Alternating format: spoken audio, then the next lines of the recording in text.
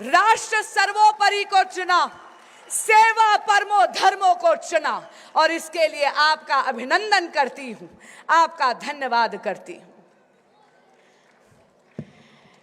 तमिलनाडु एक ऐसी संस्कृति, एक ऐसा प्रदेश जो भारत की रीढ़ की हड्डी है, और इसीलिए जगत गुरु आदि शंकराचार्य ने अगर पूरे भारत को एक भारत श्रेष्ठ भारत में पिरोया है तो उन्होंने इसीलिए कहा कि जब आप कांवड़ियां की आप यात्रा करते हैं तो सोमनाथ का जल ले जाकर रामेश्वरम में चढ़ाया जाता है।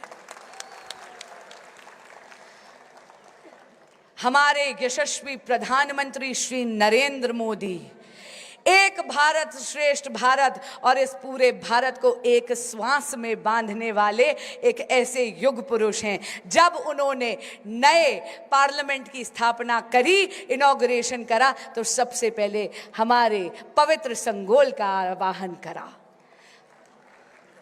आने वाले 5 वर्षों में हमारे यशस्वी प्रधानमंत्री जी ने विश्व की सबसे पुरानी बोली जाने वाली एक भाषाओं में से और सबसे मधुर भाषा तमिल भाषा के प्रोत्साहन के लिए और प्रोपगेशन के लिए कई लैंग्वेज सेंटर्स की योजना बनाई है। और उन्होंने ये भी कहा है कि तमिल पांडुलिपियों को डिजिटाइज भी करने का उन्होंने बात करी है। नरेंद्र मोदी वो पुरुष हैं, वो युग पुरुष हैं जो इन विपक्षी असुरी शक्तियों के खिलाफ डटे हुए हैं। वो विपक्ष जो तमिलनाडु की पवित्र भूमि पर सनातन संस्कृति के विरोध में प्रचंड स्वर उठाता है। वो विपक्ष जो तमिलनाडु की पवित्र भूमि से खड़े होकर कहता है कि सनातन संस्कृति की तुलना किसी बीमारी से करता है और कभी कहता है कि सनातन संस्कृति की जड़ें उखाड़ फेंकेगा।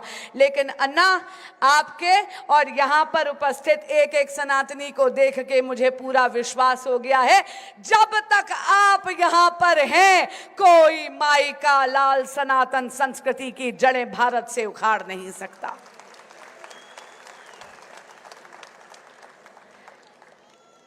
आप सब तमिलनाडु का वो अंश हैं जो सौभाग्यपूर्व देश के दिल यानी कि दिल्ली में भी निवास करते हैं। तो आपसे करबद्ध प्रार्थना करती हूं कि आने वाली 25 मई को कमल के फूल का बटन दबाकर विपक्ष की एक एक चोट का जवाब अपनी वोट से दीजिएगा। आपके और हमारे यशस्वी प्रदेश अध्यक्ष और अन्नामलाई जी के बीच में मैं और व्यवधान नहीं डालूंगी। आप सबने समय निकालकर मुझे सुना, नंद्री। மிக்க நன்றி. தொடர்ந்து தில்லி பாஜக தலைவர் திரு வீரேந்திர சச்தேவாஜி அவர்களை உரையாற்ற அழைக்கிறோம். அध्यक्षीय भाषण श्री वीरेंद्र सचदेवा जी।